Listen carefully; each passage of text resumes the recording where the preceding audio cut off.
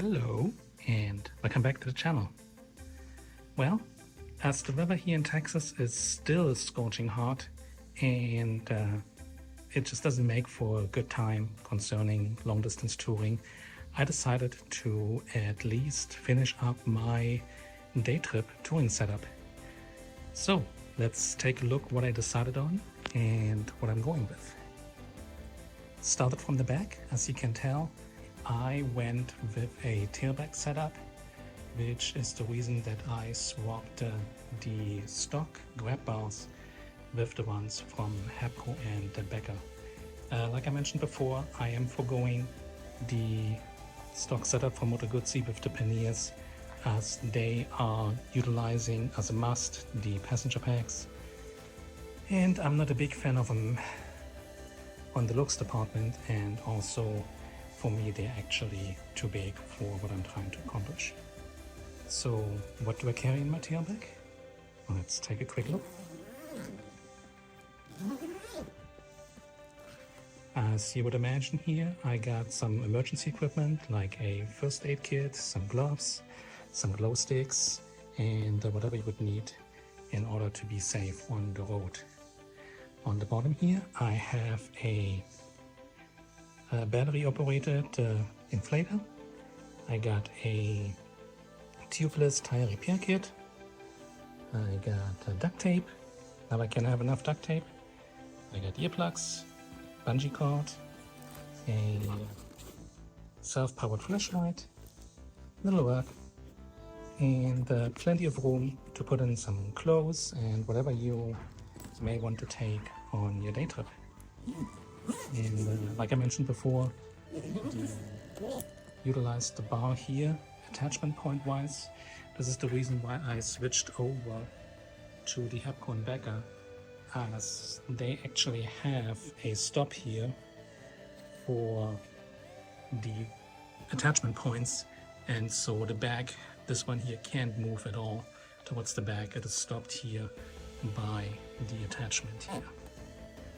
And then obviously the bag is just attached with the straps. I don't need a stop point there, but I did need, or I wanted to have a stop point over there for keeping the bag secure. In any case, it is pretty rugged, doesn't go anywhere. I will take a test drive or a test ride just to see how it does, but that is my setup for the rear. Moving to the front, I decided to revert back to the stock windscreen, as it did do a pretty good job when it comes to wind protection. I was contemplating to possibly switch to the Euro version, which is a darker tint than the clear one here in the US, but for now I'm just gonna save the money and just see how this one will do on a day trip of touring, and then we'll just go from there. But that is the setup I'm using for the windscreen for now. Looking at my GPS setup, the Garmin Zumo XT is my weapon of choice. Since this is a hybrid touring bike, there's really no way of attaching the GPS up front here like on most adventure bikes with some kind of bar.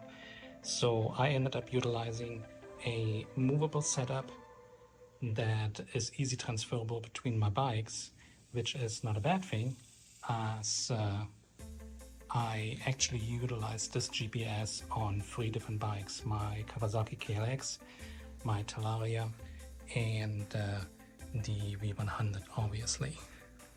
I did have to come up with a solution for how to provide power for the GPS.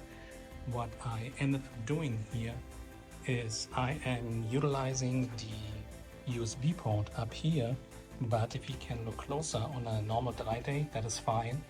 In the rain there is metal exposed, so that is no way to go for me. So I can either operate it on battery only while riding in the rain, or I utilize this giant blue handlebar bag here, and I have a battery pack in there, and I can just route the cable directly in here. It is protected from the rain, and it will provide as well a power source for the GPS for hours on end